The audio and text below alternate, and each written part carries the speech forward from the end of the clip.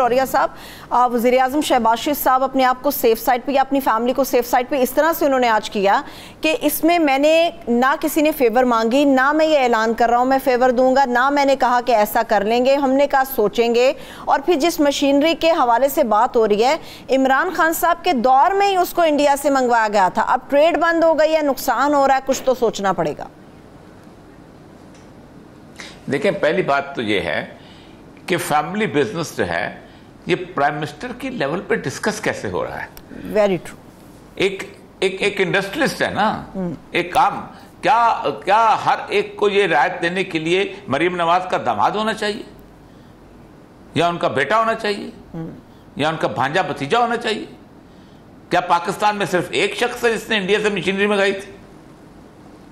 ये हमने सारी जिंदगी गुजारी है इन एनल्स के अंदर, 32 साल गुजारे हैं। क्या मेरा भाई भतीजा जो था वो इस तरह की कोई चीज लेके आता था और मैं जाके आके कहता था वजीर आजम को, वजीर आला को, भाईजान ये मेरा भतीजा ने फैक्ट्री लगानी है? ये स्टेट बिजनेस जो है ये रायवंड में कैसे पहुंच गया? ये रियासत का कारोबार जो है वो रायवंड से वजीर आजम हाउस में कैसे आ गया? दुरुस्त। उसको भी वैसे लाइन में लगना चाहिए जैसे पाकिस्तान के। ये है माइंड सेट इस मुल्क का जिसने इस मुल्क को तबाह किया। और फखर से कहते हैं खड़े होके, राना सनाउल्लाह भी फखर से कहता है हमने कोई गलत काम तो नहीं किया, इससे तो हमारी मासूमियत साबित हुई, इससे तुम्हारी मासूमियत साबित नहीं हुई, इससे तुम्हारा एटीट्यूड साबित हुआ कि तुम इस मुल्क के साथ करते क्या हो।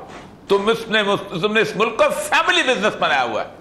और फिर बाकी चीजें वो जो बाकी चीजें अब स्टेट अफेयर्स जो हैं वो ऐसे रन होते हैं कि पॉलिटिकल पार्टी की जरूरत नहीं है, 4 बंदे बैठेंगे और वो गुफ्तगू कर लेंगे, इसका इस्तीफा मान लो, इसका नहीं मान लो। मैं आपको बताऊं, एक सच्ची बात है जो मरीम नवाज के मुंह से निकली है, और वो ये है कि ये मिफ्ता इस्माइल को समझ नहीं आती ये बात कैसे कर लेता है। असल वजह है मिफ्ता इस्माइल बेचारा मासूम आदमी था, वो सच बोल जाता था। इन्होंने ट्रेनिंग झूठ की ली हुई है सारी जिंदगी। वो बातें करते करते कहता जी हमसे गलती हो गई। अब ये तो सारी जिंदगी इनका तो दिमाग खराब हो जाएगा इनको कोई कहे कि आप अपनी गलती माने। असल मसला बुनियादी तौर पे यह है कि ये जो पूरी की पूरी ऑडियो लीक्स हैं वो बताती हैं कि कारोबार सल्तनत कैसे चल रहा है इस मुल्क का, ये बिजनेस कैसे चल रहा है। ये बताती है कि आइन जाए भाड़ में, काबीना जाए भाड़ में, रूल्स जाए भाड़ में, 4 बंदे फैसले करेंगे, एक भतीजी, एक चचा, एक तौकीर शाह के साथ मैंने काम किया हुआ है, हम तो उम्र तो गुजारी हुई उनके साथ, एक तौकीर शाह और 1-2 और बंदे, 5वां बंदा और अगर किसी को शरीक करना चाहे तो कर लेंगे।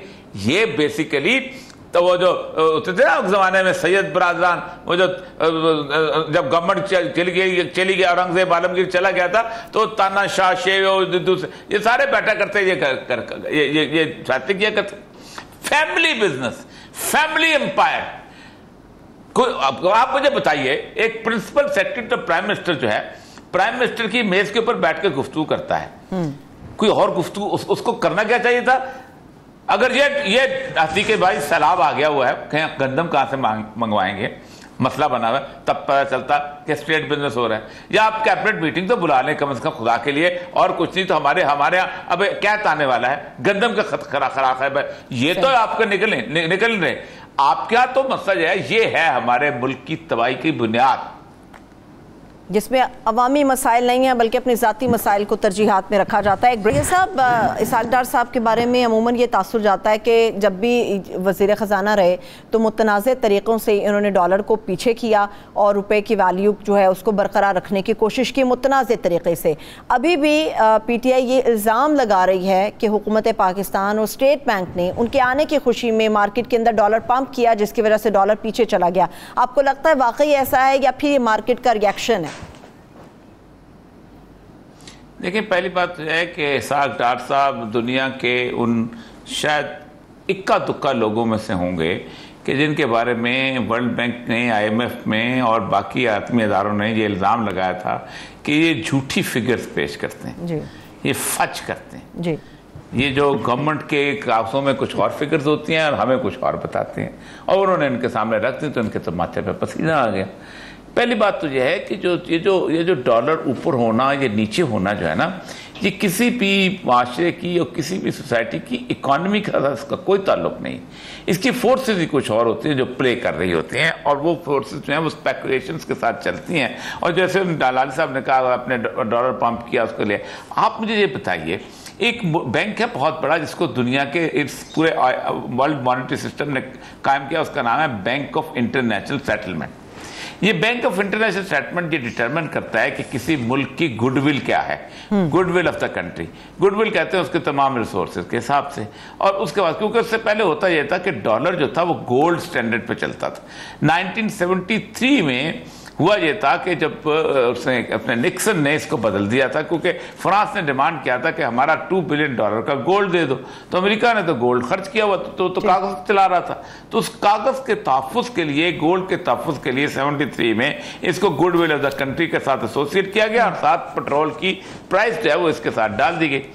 आप 50 अरब डॉलर खरीदते हैं, वो $1 लाख के अंदर अच्छी कागज स्याही में छप जाता है। आज तेल अगर पाकिस्तान के रुपए में बिकना शुरू हो जाए तो $1 के $100 मार्केट में आ जाए। तो ये बहुत सारी फोर्सेस होती हैं जो डिटरमिन करती हैं। ये बैंक जो है ना, इसके मुताबिक नाइजीरिया जो है उसके पास 1.5 गुना ज्यादा तेल है सऊदी अरब से, वो उसकी करेंसी वीक है। आइसलैंड में घास नहीं उगता, उसकी करेंसी बहुत अच्छी है, वो बड़ी मजबूत है। तो इसके अंदर बहुत सारी फोर्सेस होती हैं। हम बड़े कहते हैं डॉलर साहब आ गया, क्या डॉलर खत्म होने से जो नीचे भूख और नंग और लोगों के अंदर गुर्बत अफराद है वो खत्म हो जाती है? दरुस्त। क्या पाकिस्तान में इस डॉलर को ऊपर नीचे होने से क्या लोगों को रोजगार मिलना शुरू हो जाता है? क्या बीमारियां खत्म हो जाती हैं? क्या कुछ नहीं बदलता? एक चीज नहीं बदलती। कुछ डॉलर्स के करेंसी के लोग होते हैं वो फायदा उठाते हैं, कुछ करेंसी के लोग वो उठाते हैं। पाकिस्तान की इकोनॉमिस्ट का हाल ये है कि पाकिस्तान के अंदर 2,70,00,000 के करीब लोग हैं जब बैंक जाते हैं। 20 करोड़ लोग बैंक का दरवाजा नहीं देखते। ये उन 2,70,00,000 की ट्रांजैक्शन की बुनियाद पर पाकिस्तान का पूरा नक्शा बना के पेश कर देते हैं कि ये है। इनको पता नहीं होता को 20 करोड़ आदमी जो है उसकी अनबुक्ड इकोनॉमी क्या चीज है, कैसे चलती है, सस्टेनेबल कितनी है, कितनी शानदार है। गांव के अंदर एक आदमी जो है वो अपनी पूरी जिंदगी गुजार देता है, सिर्फ चंद रुपयों के लिए दुकान के पास जाता है, ना उससे खाने की जरूरत है, ना गंदम के लिए जरूरत है, ना सब्जी के लिए जरूरत है, ना मिर्चों के लिए जरूरत है, ना जुलाई से जूती खरीदने के लिए जरूरत है, ना कपड़ा खरीदने के लिए जरूरत है। हकीम की दवाई भी वो जहां तक हालत है कि वो साल के बाद गंदम के दाने आते तो हकीम को दे देता है। ये वो लोग हैं कि जिनको पता ही नहीं चलता कि ऊपर क्या बदला और क्या नहीं बदला। आप पता नहीं किस तरह की बातें करते हैं। फायदा हुआ होगा तो कुछ लोगों को होगा, कुछ लोग डूब गए, और इसके ऊपर नीचे होने से ये आपको अंदाजा नहीं है कि एक 2-2 रुपया जब सुबह ऊपर जो फॉरेक्स वाले जो काम करते हैं इसके अंदर 50 रुपए अगर आप किसी के डॉलर ऊपर नीचे होता है, एक आदमी को 5 करोड़ फायदा हो जाता है, दूसरा आदमी जो 5 करोड़ में डूब जाता है। इस तरह की गेमों पे इकोनॉमी नहीं चलती होती। मतलब यह है कि आपकी इस वक्त नेट सूरत हाल, आपके यहाँ कहत आने वाला है गंदम का, आपके गंदम के रिजर्वायर नहीं है। यूक्रेन से आप गंदम खरीदते थे, वो आपके पास खत्म होती चली जा रही है। आपके पास अब जो मेडिकल फैसिलिटीज नहीं है इन शराब दुकान के लिए, आपके पास बीमारी 3-3.25 करोड़ लोग आपके खुले के अंदर पड़े हुए हैं। आप कुछ कर नहीं, आप 40 अरब बिलियन डॉलर आगे करेंगे क्या उसका? आप डॉलर चबाएंगे अगर आपके पास खरीदने के लिए कुछ ना हुआ, आप ले कुछ ना सके।